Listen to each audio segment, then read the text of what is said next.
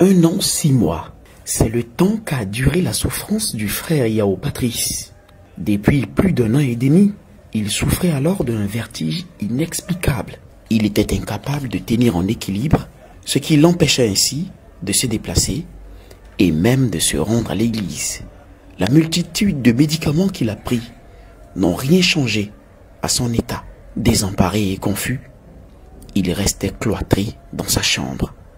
Yao Patrice, depuis 1 an 6 mois, j'ai des vertiges. Actuellement, je suis devenu presque médecin et pharmacien parce que je connais le prix de tous les médicaments. Je ne peux pas marcher en équilibre.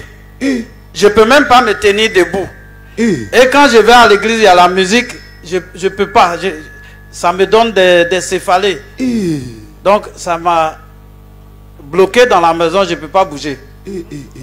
Même pour sortir de la chambre pour venir dehors m'asseoir, c'est compliqué. C'est pas possible. Pendant 1 an 6 mois. 1 an 6 mois.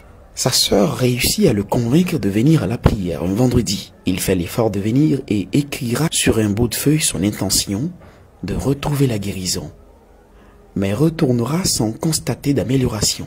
Le dimanche qui suivra, les vertiges sont plus violents. Sa petite sœur vient à nouveau le chercher et lui fait comprendre qu'il ne peut vraiment pas venir. Mais elle trouve les mots justes pour le persuader de venir. Le vendredi passé, ma petite soeur est passée chez moi et elle m'a dit de venir à la prière. On est venu et on a distribué les feuilles. J'ai mis ma requête avec mon offrande et on a fini, on est parti.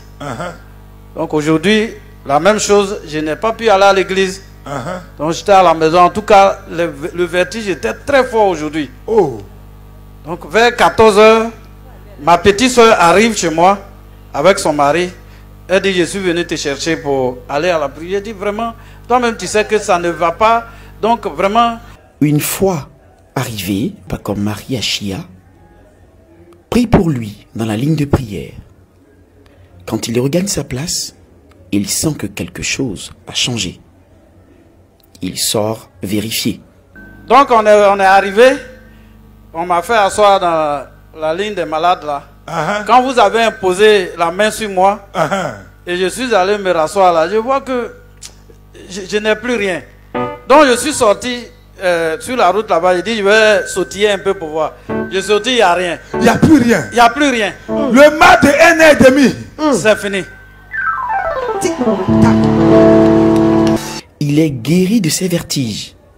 La petite sœur en est elle-même interloquée devant la guérison de son frère, dont la maladie l'affectait elle aussi.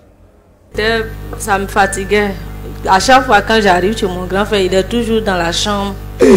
Vraiment, ça peut être douloureux même pour moi. Donc, il souffrait? Oui. Depuis 1 an 6 mois. 1 an 6 mois.